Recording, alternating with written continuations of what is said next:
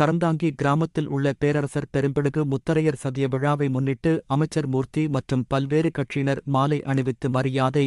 மதுரை மாவட்டம் பாலமேடு அருகே சரந்தாங்கி கிராமத்திலுள்ள பேரரசர் பெரும்பிடுகு முத்தரையரின் 1350வது சதிய விழாவையொட்டி அவரது திருவுருவச் சிலைக்கு கிராம மக்கள் மற்றும் முத்தரையர் சங்கம் சார்பில் மாலை அணிவித்து மரியாதை செலுத்தப்பட்டது.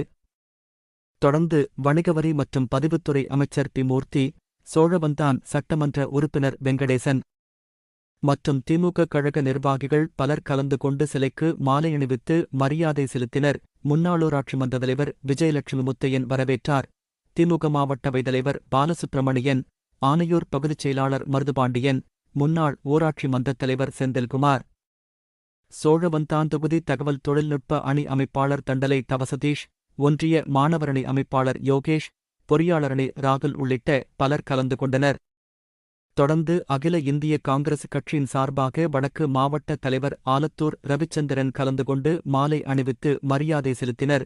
இதில் வட்டாரத் தலைவர்கள் சுப்பாராயலு, காந்தி, மாவட்ட செயலாளர் முத்து, நகரத் தலைவர் வைரமணி மற்றும் சோனமுத்து உள்ளிட்ட பலர் கலந்து கொண்டனர். மேலூர் எம்எல்ஏ பெரியபுள்ளான், முன்னாள் எம்எல்ஏ ஆண்டியம்பலம், தொண்டர்கள் உரிமை மீட்புக் குழு சார்பாக பாலமேடு நகர செயலாளர் சேகர் ஆகியோர் கலந்து கொண்டு மாலை அணிவித்து மரியாதை செலுத்தினர். மேலும் எம்ஜிஆர் மன்ற நிர்வாகி ஐயாவு, நடராஜன் உள்ளிட்டோர் கலந்து கொண்டனர்.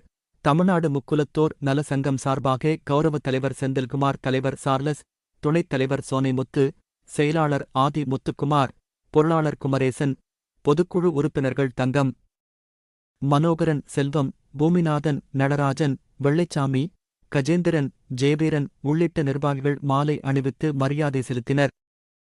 தொடர்ந்து வானவேடிக்கை முழங்க கிராம மக்கள் பால்குடங்களை ஊர்வலமாக எடுத்து வந்து சிலைக்கு பாலபிஷேகம் செய்தனர்.